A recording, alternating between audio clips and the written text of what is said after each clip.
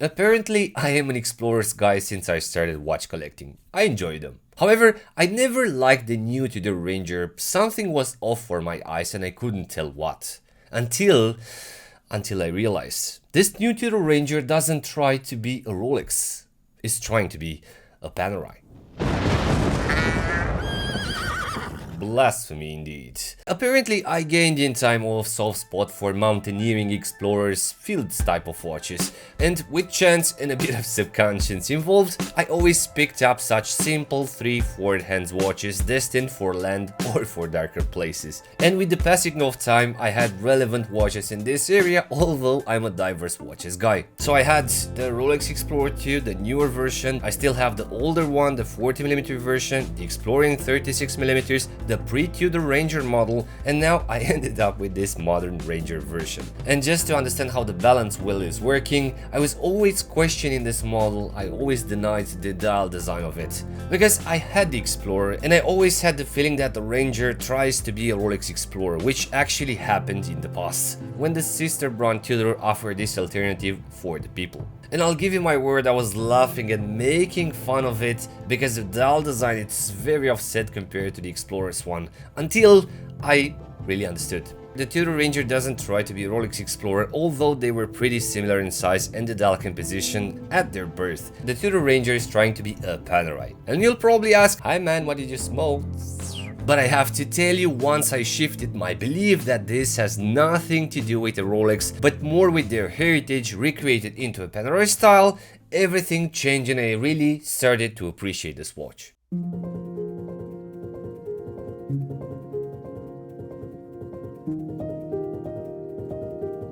Based on my experience as an artist and a trained eye in proportions and colors, I was trying to understand why the Ranger was so upset with the numerals layout pushed to the edges so much compared to an Explorer's one, because this has lesser to do with the case or the size, it's more about the dial. This dial technically offers an old school layout with the numerals fitted on the exterior of the dial, which is a signature of the old iconic bronze, and here we can refer to the initial Panerai radio mirror dials, which didn't change their layout principles for decades. Having an open dial and a clean center layout with loomed cardinal numerals and baguette markers towards the exterior to facilitate maximum legibility through the design and through contrast with a patina tone applied on the dial markers and on the hands, with the aim to emulate a burnt tritium dial which offers in reality great applied lume. So indeed my mistake was that when I was looking at the Ranger dial, I was seeking for that balanced 369 dial offered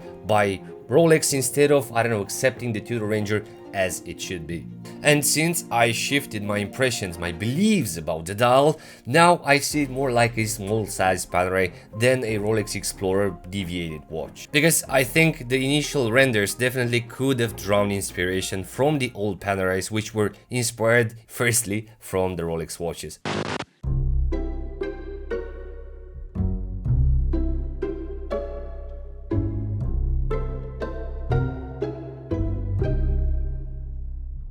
Now, very interesting, but I'm curious as well what's your opinion on this one. For instance, for me, I always challenge the new modern Tudors, especially the black die line. At some point I had 3 modern Rolexes and 0 Tudors, and now I have 1 old Rolex and 3 Tudors, just to understand how the situation changed. It actually took a while to appreciate them for what they represent today as a standalone brand and not as an extension of a Rolex. Especially since they started to invest in cycling, they have their own team and they are also the official timekeeper for a lot of cycling tours. They are now the competitors of the Tissot brand. So to love Tudors, it requires to truly understand their nature and the purpose for what they are truly built, which is exactly the Ranger's case. Especially nowadays when Tudor is offering basically the best ratio between a brand with heritage, an in-house movement with a cost certification for an entry luxury price level, plus the X factor that a lot of people still think they're buying a piece of Rolex. In fact, in one of the previous episodes I was talking about the sweet spot of $3,000 and how hard it is for other brands to offer diverse watches when Tudor is dominating this range with their watches. Now the Ranger, it's not just about the Panerai dial, it's more than that.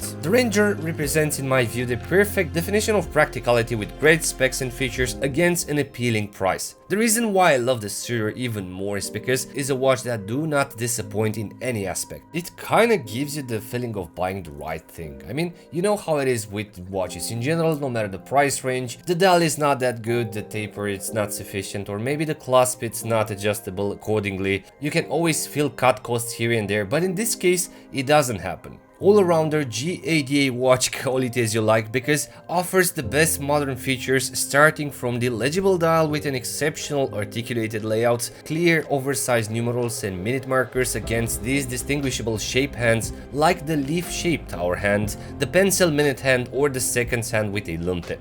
These are all attributes of extremely inclusive watches which offer legibility in any conditions, even darker situations, because the lume of this model exceeds potentially the incandescence of a Tudor diverse watch, that well applied it is. I usually enjoy dials with numerals, especially if they are lume accordingly, and this Ranger indeed doesn't disappoint at all. So besides the perfect lumed dial according to the new Panerai perception with the nice cardinal numerals, underneath the watch there is the reliable caliber MT5402, which is obviously chronometer certified, so an accurate reliable offering with a screw-in crown which ensures 10 bar waterproofness, which fits like a glove for such a watch profile. But my preferred feature must be the bracelet and the tiffet clasp, which I perceive it as the perfect summer clasp. Tudor has important divers already which do not feature such an adjustable tiffet clasp, so props to Tudor for adding this important feature to such a practical field watch. I like the idea of keeping the lugs on the 20mm generic size, and I like the taper of the bracelet which ends on a not so long or imposing clasp, especially knowing how complicated is the mechanism underneath.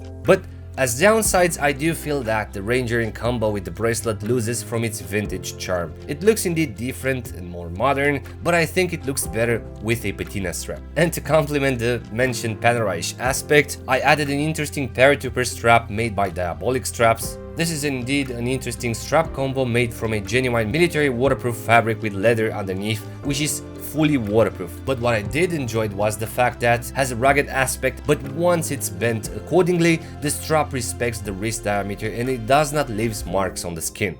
And I just love the wild practical looking combo with the patina of the Ranger style. If interested, I will leave the link to Joe's Instagram page in the description. And as for the case and the way it wears, what can I say? It's not too big, not too small, not too tall. I'd say it offers the right ratio for an explorer's type of watch, although I still sustain my opinion that a mountaineering watch should be sized below 38mm. But in this case, at 39mm, the Ranger works like a GADA practical watch. It looks well balanced on a mid-large wrist in my opinion. For me, the Ranger is definitely a keeper and my best field watch in the collection, a solid companion coming from a solid brand which qualifies in the Hall of Fame of Brave Beaters in the position number 59 alongside other iconic Tudor watches.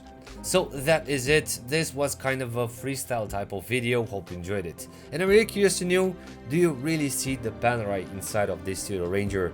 Please let me know in the comments below. And as usual, if you're new around, please consider subscribing for future episodes. Thank you very much, thanks for watching, and until next time, be brave and stay safe.